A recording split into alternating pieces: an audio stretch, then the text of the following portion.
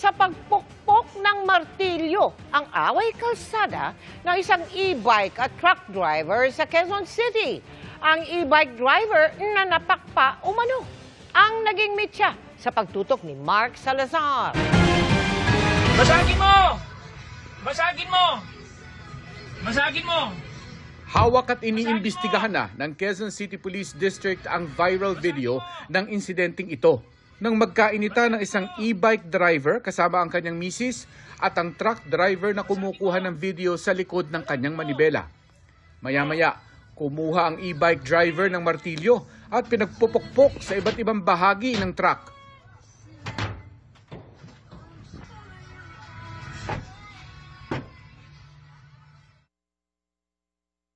Bago to. Bago to. Tingnan natin ngayon tapang mo. Sikat ka na ngayon. Ayon sa QCPD, Biyernes ito naganap mag-aalas 4 ng hapon sa Sergeant Rivera Street, Quezon City. Nung tinanong namin yung ating victim, sumingit itong e-bike, naunahan siya. Ngayon, ginawa na itong binusinahan ng businahan, na irita na ngayon itong naka-e-bike yun.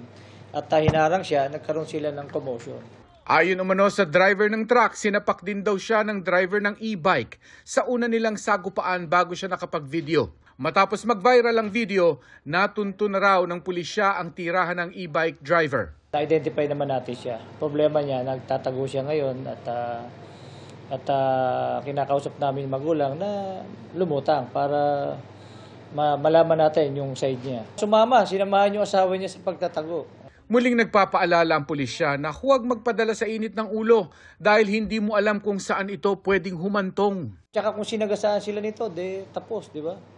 Malaki-laki ng truck niya di ba? Kaya konting lamig lang sa mga motorista natin. Nakausap namin sa telepono ang truck driver para itanong kung wala bang atrasan sa reklamo niya laban sa e-bike driver. Kaso pinagbawalan na raw siya ng kanilang kumpanya na magsalita pa sa media. Sinisikap din ng GMA Integrated News na makuha ang panig ng e-bike driver. Para sa GMA Integrated News, Mark Salazar, nakatutok 24 oras.